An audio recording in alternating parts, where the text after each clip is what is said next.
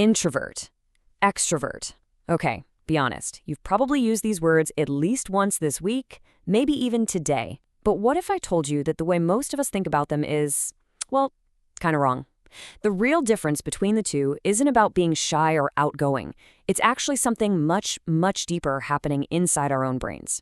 So let's get into the real story. All right, let's start with a little thought experiment. I want you to picture yourself at a huge party. The music is absolutely thumping. There are people everywhere, and conversations are buzzing all around you. Now, after a couple of hours of this, how are you really feeling? Are you totally energized, just feeding off that vibe? Or are you maybe secretly looking for the door, watching your social battery blink down to zero? Your gut reaction right there, that's our first big clue. Because this is the picture most of us have in our heads, right? You've got the extrovert, the social butterfly, who's the life of the party, and then you have the introvert, the quiet wallflower, who's perfectly happy just observing from the sidelines. It's a neat, simple little contrast, but honestly, it's incredibly misleading. So what if this whole thing isn't about shyness versus confidence? What if it has absolutely nothing to do with your social skills at all? This is where the story gets really, really fascinating, because the true difference is actually hardwired right into our biology. See, it all boils down to one simple, powerful concept: energy. The core difference between an introvert and an extrovert isn't about what you do, it's all about how you recharge. To really get this, we have to go back to the guy who came up with the terms in the first place, the psychologist Carl Jung. He said the difference is all about the direction of our basic life energy. For extroverts, that energy flows outward, towards people, things, and activities. But for introverts, that same energy flows inward, into their own private world of thoughts and ideas. And this, right here, is the critical shift in thinking. An introvert can absolutely give a fantastic, charismatic speech, and an extrovert can totally enjoy a quiet night in with a good book. This isn't about ability. It's about what recharges your battery. Extroverts, they plug into the energy of other people to recharge. Introverts, they have to plug into themselves, finding that energy in solitude and quiet reflection. That's the whole game right there. So, if it's all about energy, what's actually going on inside our heads? Well, it turns out these preferences aren't just personality quirks, they're wired directly into our brain's operating system. One of the key theories is something called cortical arousal, which you can just think of as your brain's natural idle speed.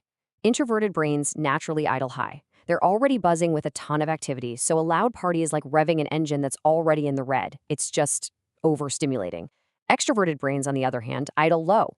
They need that external stimulation, the noise, the people, to rev their engines up to a comfortable, engaged level.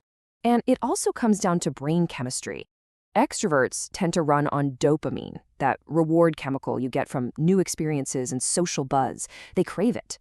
But introverts are actually more sensitive to dopamine, and too much of it can feel like anxiety. Their preferred reward system runs on a different chemical, acetylcholine, which gives you that feeling of pleasantness when you turn inward, focus deeply, and just think. Okay, so now that we have the science down, let's use it to bust some of the biggest and, frankly, most annoying myths out there. Time to set the record straight. Let's start with the biggest one of all. Introversion is not the same thing as shyness. Not even close. An introvert can be a super confident public speaker who just needs to be alone afterward to recover their energy. Shyness isn't about energy management. It's about fear.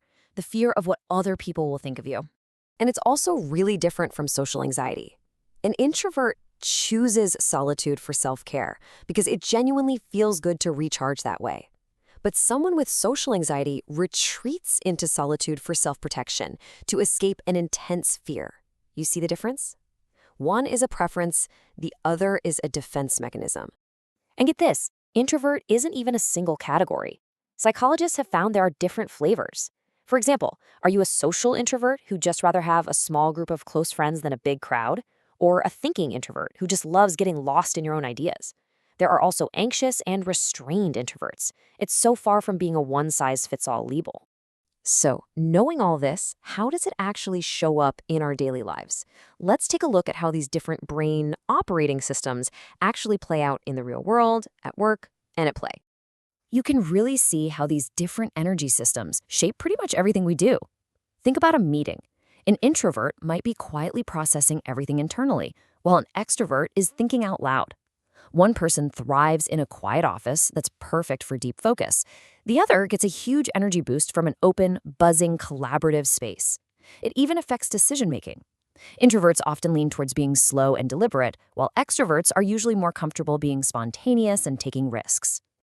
And when it comes to leadership, neither style is automatically better. An introverted leader might create an amazing culture where the best ideas always win, simply because they listen so carefully to their team. At the same time, an extroverted leader can rally everyone together and generate incredible excitement with their infectious energy. Both are super effective. They just use a different toolkit to get the job done.